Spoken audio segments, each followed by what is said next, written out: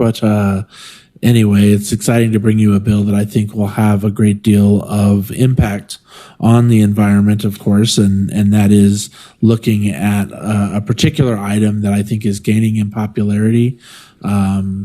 Nationwide, worldwide, the sales of these devices are going through the roof, and those devices are single-use vaping devices. So this would be what folks would vape nicotine juice out of, or here in Colorado, other places where it's legal, of course, cannabis. The problem with these devices exists in that they're mated together, and so you have two unique kinds of waste that are being put together. In addition to the fact that the juice incorporated within the tanks is toxic. It's considered toxic waste. You wouldn't want to get it on your skin because obviously it can soak through your skin. So this waste presents a really unique environmental issue. And what's the most scary thing about it is that with the popularity growing, at least five of these a second are going into the trash. Lithium-ion batteries, once buried, can have a variety of different issues. We've seen a few fires at our recycling facilities because these incorrectly made their way into the waste stream and caused fires at processing facilities, which is not good because that takes recycling capacity offline that is desperately needed for the metro area. So what this bill is going to do is it's one of my first bills where I've ever created a working group, and it's because this issue is so complicated and covers so many different facets of complication that right now, unfortunately, the best option left available for the public is to throw them in the trash, which is not a good idea. So essentially what this does is it creates a strategy, an advisory group that's going to be tasked with conducting a study that's going to try and find out what is the best way for us to deal with this. Is it EPR? Is it recycling? Is it banning, which we'll talk about in our amendments phase? What is it? What is the best way to deal with these? Because I will say this again for those who may be thinking already, we shouldn't ban vaping, it's better than smoking. That's probably true that it's better than smoking, but we are only talking about those devices that are inseparable. In other words, the tank does not come off of the battery. So we're not talking about your, Juul, I think, or any of the ones where you would buy a tank and plug in a new tank of nicotine. We're not making a moral judgment about whether vaping is good or not. We are making a judgment that this toxic waste that it generates should not end up in our landfills. And so what we've done here is we've created a strategy group that's going to look at everything that can be done to throw at this problem in terms of folks involved. So I am a small business person, have always been a small business person, and believe that you have to look at this from every angle. And so you'll probably notice that we've included those that represent where these devices are sold, because we're not looking to cut into folks' revenue. We are looking to, again, solve this problem. So the people that are on the board, as we propose it, or that are on the advisory board, that will get together 3 times. This will happen very quickly. It will be a public hearing at some point, but what we're really excited about is the people that are going to make it up, which include the haulers, which include hazardous waste folks, some of whom who have a great deal of knowledge on this will testify today. So if you have really technical questions, it's a good day to ask it about single-use vape devices. That said, they will make an assessment of what should be done. They will send that back, and either the executive or the legislative will act on that accordingly and hopefully deliver a bill down the road that will fix this problem. And hopefully sooner than later. Like I said, it's really piling up. It's going into the landfill at an alarming rate. And I would, with that, just open it up for questions. Thank you. Members, do you have questions about this bill? Representative or Vice Chair Wilford. Thank you, Madam Chair, and thank you, Representative Valdez, for bringing this bill. I want to preface my question with a few comments, if that's acceptable. I met with my North Glen Youth Commission, just about a month ago. And as we were discussing some of their biggest concerns, vaping continues to be a top issue. And so when I take that very real issue that we're hearing from our young people and put it right next to what you have in the legislative declaration, I'm going to read on page 3, lines 1 through 3, there's an estimated 23.6 tons of lithium contained in the number of vapes sold annually in the United States, which is enough lithium to create about 2,600 electric vehicle batteries. This tells me this is a pretty significant issue. And so my question to you is, why go through the process of having a working group to do a cost-benefit analysis to really understand, is there a way to recycle these things in a way that's, again, cost-effective and is reflective of the hazardous waste that's been created? And why not just ban them outright, these single-use products? Representative Valdez. Thank you. And really a great question and a great setup. So I'll start with just answering the question because that's what everybody wants, and that is that we started there. We wanted to find a program where there would be essentially a drop box at the point of sale location for these single vape devices, and that the retailers would be able to, essentially collect a small fee to run a recycling program. What was really interesting is we found not only is there not a recycling program in most cases, you will run into these federal statutes around hazardous waste, which was kind of an eye-opener. So when you take the juice that's in the tank because of its concentration, I'm just calling it juice. I don't actually know what it's called.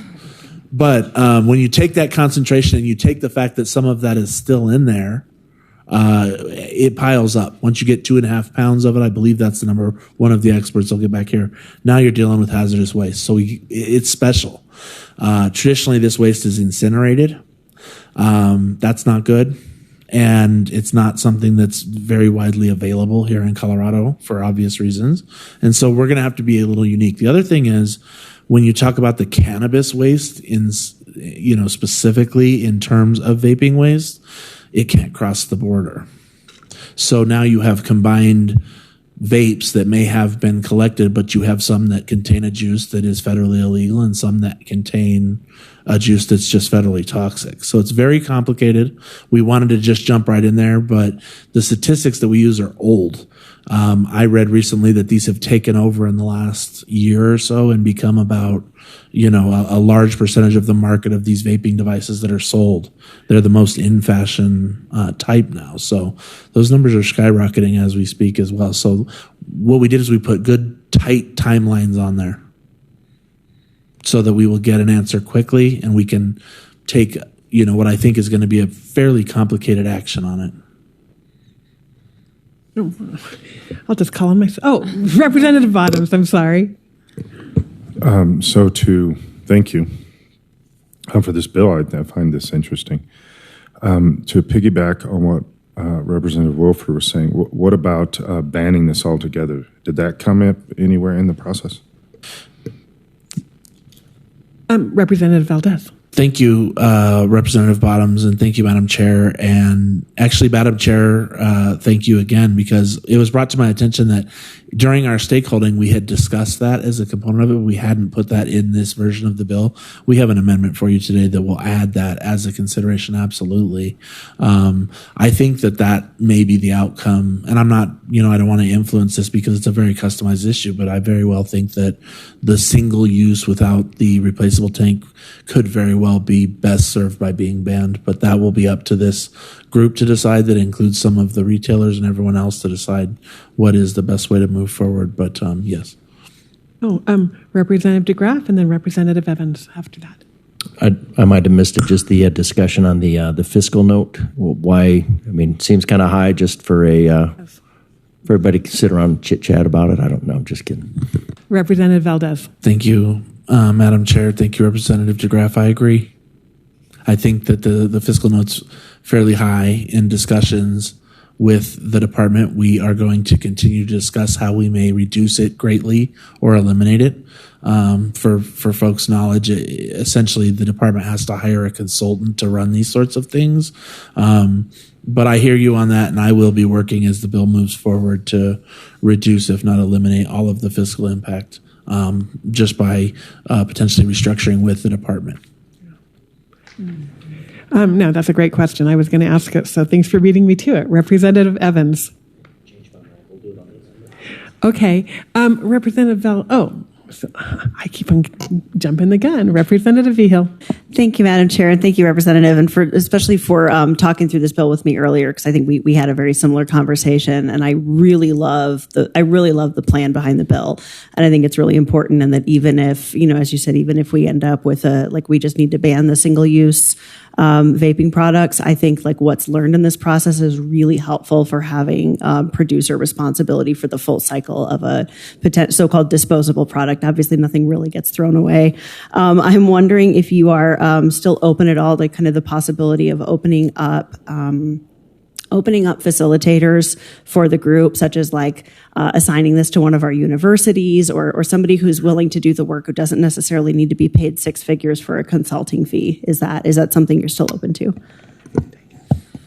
Oh, Representative Valdez. Thank you, Madam Chair. Thank you, Representative Hill. Yes, absolutely. I think as part of our mission to eliminate the fiscal note associated with this bill and keep it what it is, a fact-finding mission meant at getting at this result, that we actually already had an initial conversation about, talking to the department about, hey, is this something that we can plug in here? Is this somewhere we can be innovative? But how do we still keep the real heart of the bill and get something that's going to be actually usable to either this group or whatever group comes after us or whatever's going on when that study comes back. So yeah, thanks for the question. I think it's a good one, and we are very much open to finding innovative ways to solve what I think is an innovative and kind of modern, dare I say it, program.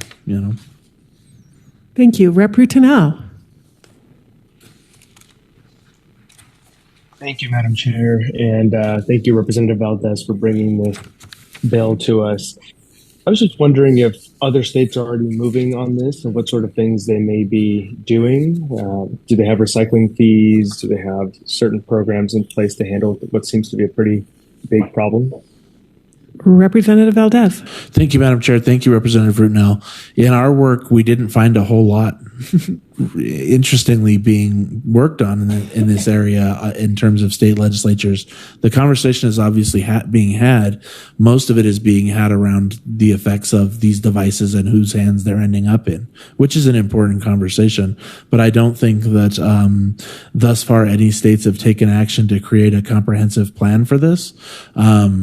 And like I said, mostly states are reliant upon their toxic waste and hazardous waste disposal channels to deal with this, but we're talking about a drastic increase in volume. And so I'm speaking a little forward on the bill, but you're seeing the amendment that we also brought some local governments to the table, school districts that are seeing these things end up in the trash can at an alarming rate.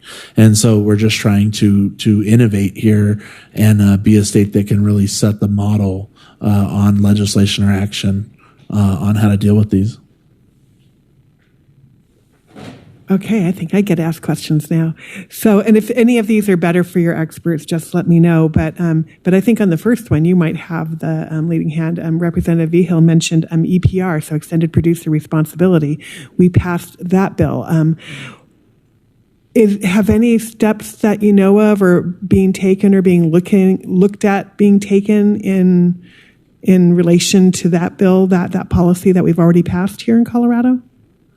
Thank you, Madam Chair. Great question. I am going to defer to the expert witnesses that I have, and I think that they can answer that in a great amount of detail. My next question is, and again, they might be better to answer this, but I really am struggling to understand why single-use electronic vaping products. How much do they cost, and why does it even make sense for somebody to use this type of a product? It's befuddling to me. Maybe I'm just too old, but.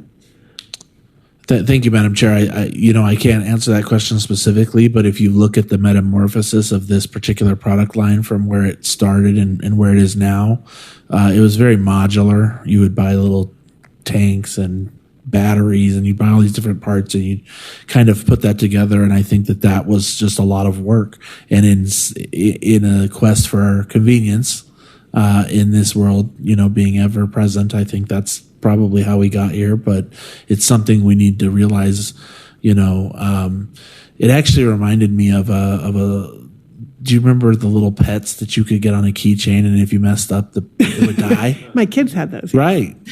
And that was kind of the very first edition of something where I was like, well, why would you be throwing an electronic way after the first time. So I don't think we saw this coming in a lot of ways, but also the evolution has brought us here and tends to bring most American products to the place of disposability, sadly. Thank you. And then my last question is just a very proprietary question. So on the last page of your bill, on page 7, they want you to know you're going to notify the results to the Senate Business, Labor, and Technology Committee, the House Representatives, Business Affairs and Labor Committee, or any successor committees. Hey, what's wrong with E&E? Can you add us? Thank you, Madam Chair. Representative Valdez. Thank you. Happy to.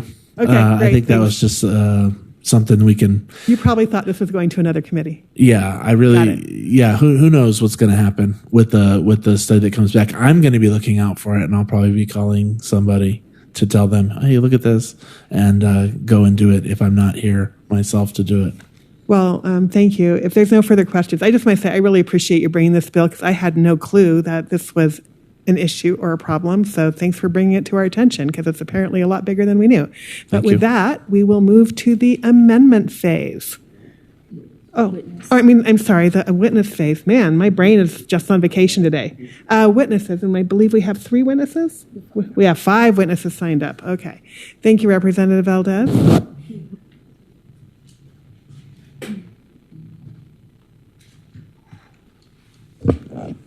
Okay.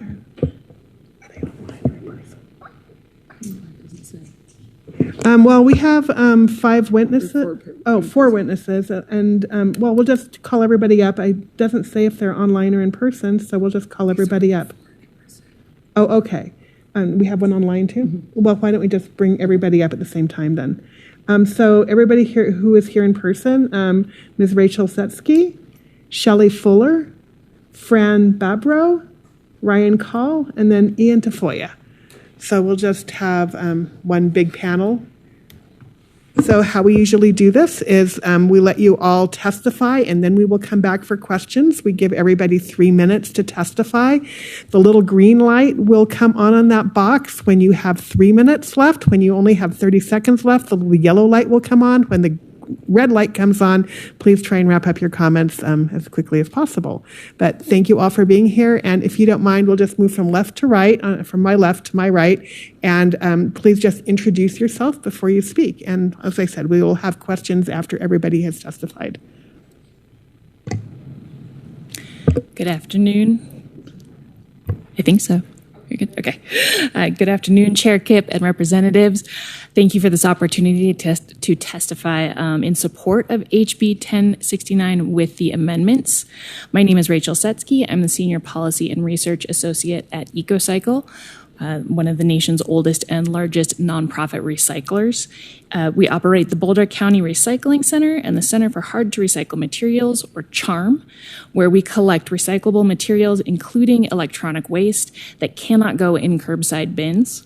We thank you for considering this bill, and that will look at solutions for addressing the problematic waste created by electronic smoking devices. These devices, as you've heard, are designed with embedded lithium-ion batteries and liquid reservoirs that make them impossible to recycle. Even though they cannot be recycled and should never be put in curbside recycling or drop-off recycling programs, people still put them in their recycling, and they leave them at our CHARM. Each device that's left at the CHARM costs us around $16 plus staff time to dispose of, to take them to household hazardous waste. And when people put them in their curbside recycling, they're even more problematic because the embedded batteries, as you've heard, have significantly increased fires at recycling facilities. And those endanger our staff and our equipment. They've also caused an incredible increase in insurance premiums for recycling facilities. The Boulder County Recycling Center has had multiple battery-caused fires from either embedded devices that are vapes or are not vapes, but we do know that we have seen single-use vapes come through our facility and have been pulled out of the stream. Some actually, because they are so small, get through our sorting and have ended up in our finished commodities, including paper bales. So if they hadn't been caught in the paper bales and taken out of the paper bales, that increases that fire hazard, not only for us, but as they're transported via semi or train and then on to the mills or the glass recycling. We've had them in our glass as well to those businesses. We ask you to support this vital step in looking at true solutions for electronic smoking devices and look for policies, including producer responsibility. I'm happy to answer the questions about producer responsibility if time allows, and all electronic smoking devices. And we also would encourage banning of these single-use devices because they are not recyclable. Thank you so much. Thank you. Please proceed. Thank you, Representative Valdez, Madam Chair, and committee members. I'm Shelley Fuller, the Hazardous Materials Program Manager for Boulder County, and thank you for this opportunity to address you today. I'd like to present a factual overview of the situation without taking a specific stance. Single-use vapes present a unique disposal challenge since they consist of a battery and a cartridge and are not designed to be easily separated. These single-use vapes are considered hazardous waste in Colorado, and the EPA classifies nicotine as a listed hazardous waste, and the batteries are a huge risk, yet the devices are commonly disposed of in the trash and recycling bins and are a huge risk with costly fires in rubbish trucks and recycling facilities across the state and nationwide. There's been a significant uptick in the use of single-use vapes across the U.S., and because single-use vapes are more affordable than reusable vapes, they're more accessible to children and teens. 7 years ago, we began to observe the increasing popularity of vaping in our community and learned about vapes being confiscated and stashed under administrators' desks. In response, we reached out to local experts to gain a comprehensive understanding of the issue, and through partnerships with local entities, we established collection bins for confiscated devices in school districts, and also partnered with 5 out of the 32 local vape shops to collect vape devices from consumers who voluntarily dropped off devices, accounting for just a fraction of the vape waste in Boulder County. So in 2023 alone, we collected a staggering 790 pounds of vape waste, consisting of a total of 7,706 devices, 26 pounds of e-liquid, and 285 batteries, with the county spending nearly $5,000 in disposal costs just on vape waste. Notably, 94% of these devices were disposable and non-reusable, emphasizing the urgent need to address the environmental impact on such products. If vapes were designed in a way that components could be separated, we could easily recycle all batteries and dispose of the vape waste in a more cost-effective manner. Over the years, we've observed a substantial increase in the type of devices and the amount of vape product waste disposed of our household hazardous waste facility, and this data underscores the evolving nature of the issue and its potential environmental impact. So it's crucial for all stakeholders to collaboratively assess the best course of action, considering both the environmental concerns and the impact on the community. And I'd like to thank Representative Valdez for his leadership on this matter and this opportunity to speak, and I welcome any questions you may have. Thank you so much. Sir. Thank you, Madam Chair and committee members. My name is Ryan Call, and I am reading a testimony on behalf of Liz Morrow, who is a landfill manager for the South Canyon Landfill in Glenwood Springs. Liz is at a conference and could not attend. Liz writes, I agree with the intent of House Bill 24-1069, and I think these products should be either banned or the manufacturer should be required to redesign them to be recyclable and then pay for recycling them. In my region of Garfield County, we don't have any disposal option for disposable vapes. They are not allowed in the trash because of the batteries and the hazardous liquid, but our e-waste vendors also can't accept them. Most of them end up in the trash because people don't know what else to do with them. This is a problem for our landfill because they contain toxic and hazardous materials that we are not legally allowed to accept. These toxic materials increase the risk of groundwater contamination, and the batteries cause a risk of trash fires. I don't think incineration should be an acceptable disposal option for these vapes, because that is a waste of resources and allows the manufacturer to avoid responsibility for their product. Thank you. Thank you. Sir.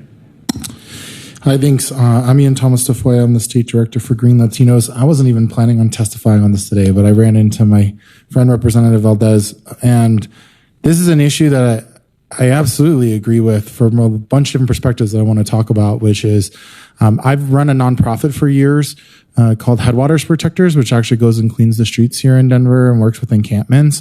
And we pick up a lot of these. And I have been keeping them. We've tried pulling them apart. We've contacted people to make sure they're going in the right place because we divert compost and work with Compost Colorado. We divert recycling and work with the city of Denver. This is just like one of those things that we're seeing a ton of. We don't know what to do with. I also have had a career in festivals working with Underground Music Showcase. I'm the community engagement director. It's a contract I've had for 6 years. And we have seen in a positive way, a lot less smoking butts that we have to deal with at festivals. On the other side, like a ridiculous amount of these vape pens, both from marijuana and from nicotine. And I travel all across the state and I advertise sometimes at these vape places. They're cool with putting up posters around the environment and stuff. And when I've talked to people, only one I've seen in Fort Collins who they take them back, but they don't actually recycle them. We don't know what to do with them. I think it's a good step that people care and enough to want to keep them. So let's create a plan and make a decision about where we want to do them, whether it's banning them or recreating them or producer responsibility. I think that's probably more where Green Latinos is at, of let's figure out the best policy. But as a person who goes out on Sundays and picks up trash and a person who picks up trash after a festival, these things are everywhere. And I'm grateful for the representative for recognizing that and wanting to do something about it. Thank you very much. Hold for questions and we'll go online. Ms. Brabro, if you would unmute yourself and proceed. You have 3 minutes. Thank you. Well, thank you, Madam Chair, and thank you, committee members, so much for welcoming me to speak today. My name is Fran Babro, and I am a former employee of Boulder County Public Health's Tobacco Education Prevention Partnership Team and a concerned resident of Boulder County.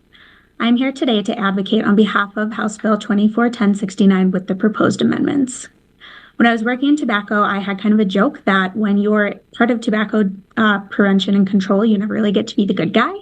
But with this partnership with Vape Aware team and with this vape stewardship program, I got to be the good guy in a place I never expected. A large component of my work with this project involved conducting outreach to vape shop owners, county schools, and community members to provide education on vape waste and Vape Aware's Vape Take Back program. At the outset, I wasn't sure quite what I was walking into. I certainly never expected the widespread not only interest but enthusiasm in generating solutions to vape waste. There is broad acknowledgement of this waste as a problem among folks selling these products. I heard concern after concern voiced among shop owners and community members about the sheer amount of vape-related waste these individuals see disposed of when it comes to vape products.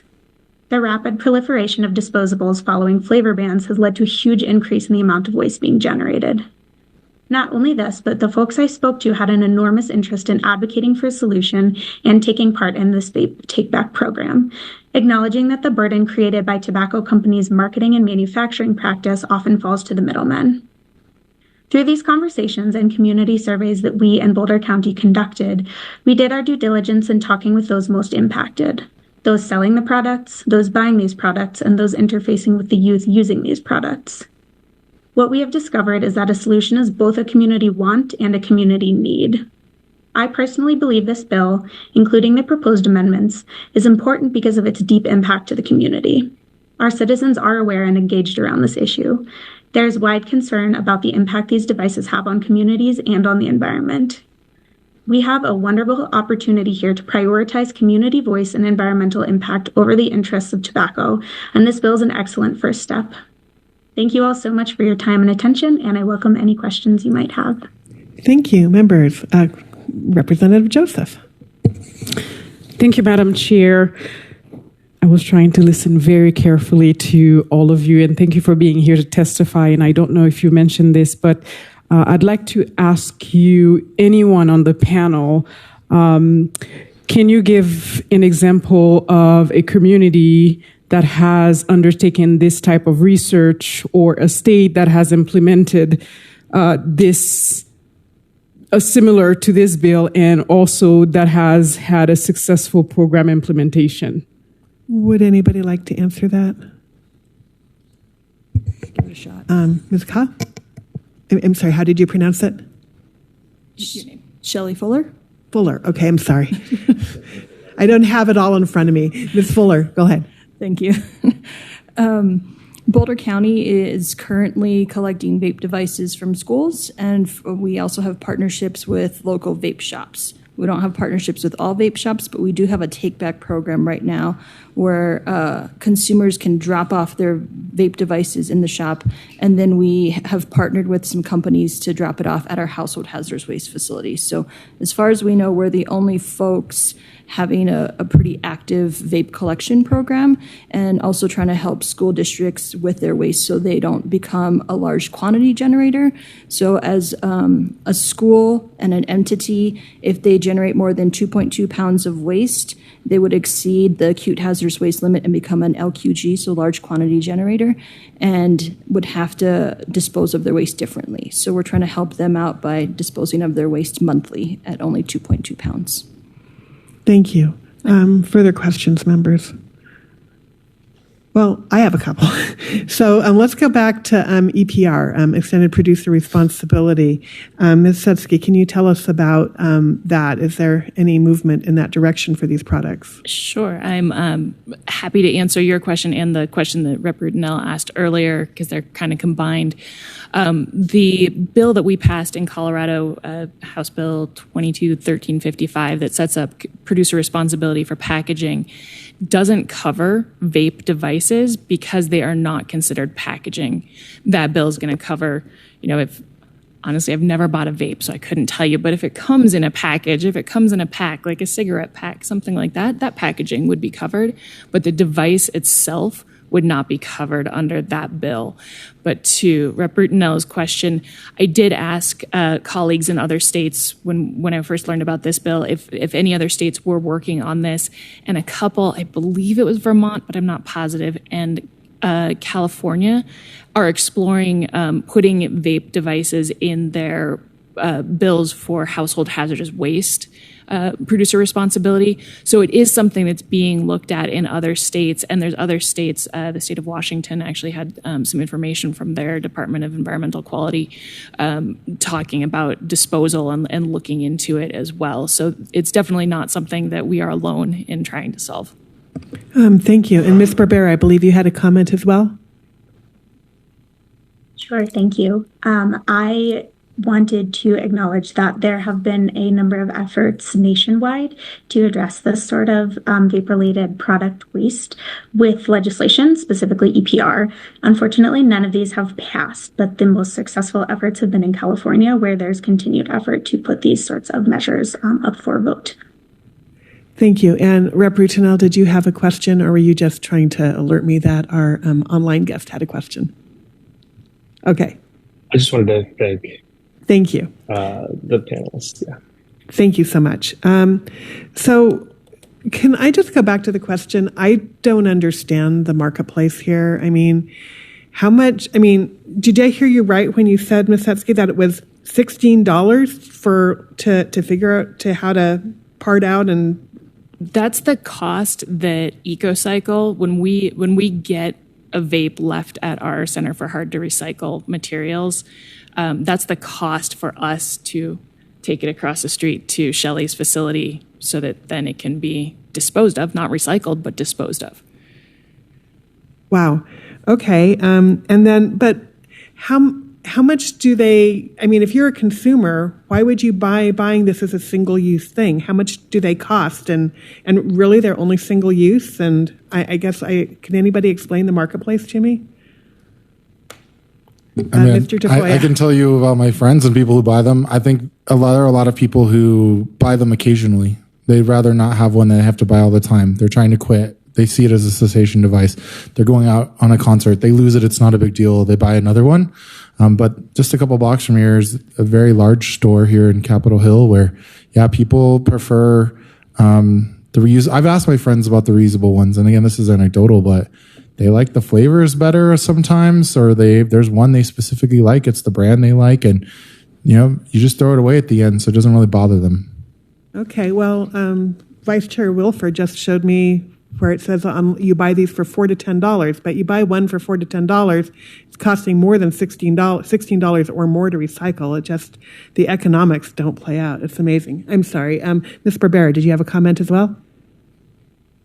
Another reason that we've seen a huge increase in the purchase of these devices is the federal regulations around flavored tobacco products. So the refillable devices that are currently most seen on market, like Vuse and Juul, have to go through this process to be federally accepted.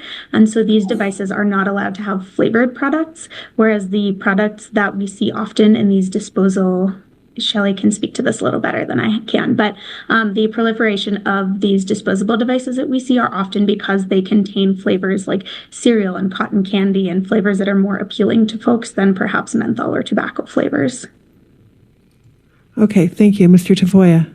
I realized I didn't even address the cannabis part, which is tourism. It's much easier for people to come here and to buy a vape where they feel like they can smoke it in public, even though that's illegal, among other things, right? We see this in the music industry. So when you bundle in tourism for single-use cannabis, that's like a big piece of it. Thank you. Yes, ma'am. And I can also add that these devices are very small. They fit in the palm of your hand, so they're very easy to hide. Like you can go to any sporting event where you're not allowed to vape, but they'll just take a puff, go like this, and then you're still vaping in public. Like, it's super easy. Okay, thank you. I think I've received a good education here today. Thank you all. This is amazing. Folks, do we have more additional questions for our witnesses? Well, thank you all for helping to educate us on something I think we didn't know very much about until today. So let's bring our, I should ask before we totally close out witness comment, is there anybody here in the room who wished to testify who has not had the opportunity? Okay, last call. Great. Well, we do have a gavel. The witness phase is closed. On to the amendment phase. Representative Valdez, do you have any amendments? I do, Madam Chair. I'd like to move, let me find it in my packet here. L001 to House Bill 1069. Okay, that's seconded by Rep. Vigil. Made some serious changes here to the bill. We added additional members, so we added the school boards in, we added some local government folks. We also added additional representative members onto the board, so we made sure that we had a fully representative group of folks. We added an entertainment venue, so it's interesting that we had testimony from Mr. Tafoya today about the entertainment industry, because he is not the only other person or the only person that's noticed that this is a problem at our folks at our entertainment venues.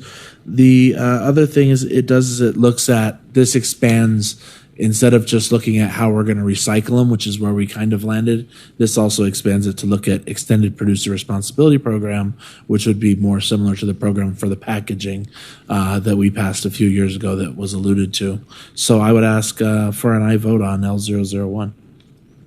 Thank you. It's been seconded. Are there any comments or questions on L001? Is there any objection to L001? Seeing none, L001 is adopted. Okay, Representative Valdez. Thank you, Madam Chair, and this is thanks to you, actually, for catching this. It was always a consideration that we wanted them to look at the potential of just banning these devices altogether as part of this process. That very well may be the outcome, and in order to do that, we would need to add that as a permissible outcome of this, which is what L003 does. So I would ask for an aye vote, and I would thank you, Madam Chair, for your catching that for us. Well, thank you for accepting it as well. Would somebody like to second L003? Did you move it? Oh, okay. I move L003 to 1069. Okay, thank you. Second. I'm sorry. Okay, Representative Wilford seconds it, and then for discussion, Representative Evans. Thank you, Madam Chair. So, as I was reading through this bill, it's not often in Energy Committee. It seems like there's bills that come before us that I actually like, and I was liking a lot of the stuff that I was reading. I guess the one concern that I have, comes from L003. Excuse me. Because the components of the bill that I liked is it seemed that it was taking a big, broad look at what is this problem? How do we solve this problem? What's the best solution? And then I guess kind of going back to some of the earlier conversations, it seems like a lot of that, legitimate, open, honest stakeholder work is then kind of being, and hey, here's the ultimate end goal that we want you to come to, via L003. And so I guess my question is how, would this, I forget what you call it here, but basically the advisory group, would the advisory group not be able to make this recommendation anyway to prohibit the sale of single-use electronic smoking devices in Colorado? Would they not be able to already make that recommendation under the authority that's granted to them in this bill anyway, absent L003? Representative Valdez. Thank you, Madam Chair. So two things. First, I don't think that anything is distinctly given. So I think that we've basically stated the permissible purposes of the group. So better to be safe than sorry. But I do want to remind you that this is only pertaining to those devices that don't break down. So vapes would still remain legal. What I would consider more of a single-use device that just has a separation between the tank and the battery would still be allowed. So they would just be looking at banning those devices which couldn't follow through any of our protocols. So I don't know if that changed your mind, but we wanted to explicitly state it. Since it's explicitly stated, they'll look at EPR, they'll explicitly look at the potential of a recycling program. So we thought we would just we would err on the side of caution and say, yes, it's worthy of looking at that as an option as well. Thank you. Representative Bottoms. So I have maybe a little different perspective on the this L003. I'm not a fan of prohibit when it comes to the free market and stuff like that. But I do struggle with the where the batteries come from, where the materials come from, and we're looking at trying to address the materials side, coming from places that use child slavery and stuff like that. And so for me, I don't normally like the prohibit, but I do think considering that will help me in another arena, which is where the materials for this is coming from across the board. So just throwing that out there. Thank you. Thank you. Would you like to comment, Representative Valdez? Yeah, thank you. I agree. We need to look at this waste where every aspect of it. Thank you. Welcome, Representative Froelich. And do we have any additional questions on this amendment or concerns or comments on this amendment before we move to adopt it? Okay. Is there any objection to L003? There is an objection. Ms. Falco, will you please call the roll? Representatives Bottoms. What are we voting on? On the amendment. L003. Yes. DeGraff. Evans? No. Froelich? Yes. Joseph? Yes. Brutenau? Yes. Titone? Yes. Valdez? Yes. Velasco? Yes. Vigil? Yes. Winter? Yes. Wilford? Yes. Madam Chair. Yes. 12-1. That passes 12-1. Okay, so now we are on, I'm sorry, we are not on to it. Do you have any further amendments, Representative Valdez? I do not, Madam Chair. Okay, thank you. Committee members, do you have any amendments? Seeing none, the amendment phase is closed. Wrap up, Representative Valdez. Thank you very much for your time today. We are, really trying to do something simple, so I'll keep the wrap up simple. As these devices are growing in popularity and their proliferation is growing across the United States and state of Colorado, we really need to be looking at, how are we going to handle these things? I think this is a fairly straightforward and look at, what should be a nonpartisan issue. We don't want this in our water. We don't want it in our landfills. We don't want kids using these devices. So at the end of the day, these devices are something that we should look at dealing with, and we should do it sooner than later. And that's why I'm asking you today for an aye vote, and I appreciate it. Well, thank you. Representative Titone. Thank you, Madam Chair, and I appreciate you bringing this bill. I learned a little bit about the complications that really go into these things, and I think that most people in our state and around the country, they just, use the vape and they don't think about where it goes or what it could do or how much it costs and how it can muck up the works. And I think that this is a really good thing to get people talking about it and to bring awareness to it and to hopefully solve some issues about how we can address it here in Colorado. So I'll be a resounding yes vote on the bill. Thank you, Representative Vigil. Thank you, Madam Chair, and thank you, Rep. Valdez, for the bill. I do really love what we're going for here and just the ability to innovate around this issue and close the loop on more products like this.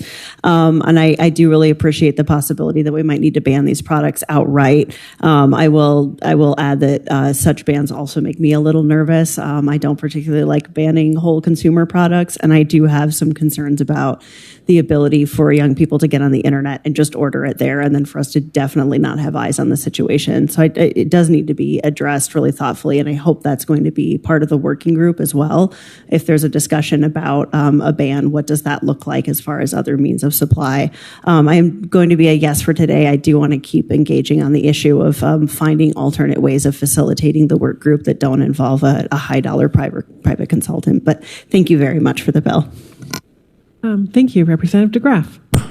Thank you, Madam Chair. I think it's interesting in this case that this was a problem created by prior legislation because a workaround was found before the ink dried. So now we've got that limited. I have a problem with the prohibited aspect. But in the free market, you have an exchange of good for good, and this comes with a decided, an unknown bad that impacts, and we can't avoid it. It's going in the trash. It's going in recycling. So I'm not exactly sure where I am. I'd like to know a little bit more about the committee and your and where that's gonna go. So I'm not exactly sure just yet. Thank you, Representative Winter. I'd like to thank you for bringing this bill forward, and today I will be a vote yes, just as long as we have the commitment that you're going to work on getting that fiscal note down. So thank you. Thank you. And just a reminder to the committee that the group that this bill forms is only making recommendations. So those recommendations could then be brought back to the legislature to be enacted upon at that time. So just wanted to make sure everybody's clear on that. Further closing comments? Well, I just want to say thank you, Representative Valdez, for bringing the bill. I sure learned a lot. Not that I wanted to learn that, but thank you for doing it. And with nothing else, would you like to move the bill? Where am I headed? Approps? Yeah. Okay, to the Committee on Appropriations. All right. Sorry. I move House Bill 1069 to Appropriations Committee with a favorable recommendation. Second. Okay, that is seconded by Representative Wilford, or Vice Chair Wilford. Ms. Falco, will you please call the roll? Representatives Bottoms, Yes. DeGraff, Yes for now. Evans, Yes. Froelich, Yes. Joseph, Yes. Rutenau, Yes. Titone, Yes. Valdez, Yes. Velasco, Yes. Vigil, Yes. Winter, Yes. Wilford, Yes. Madam Chair. Yes. Congratulations, Representative Valdez. Your bill moves on to appropriations. I'm sorry about that, but it does pass unanimously. Thank you. And seeing no further business, we are adjourned.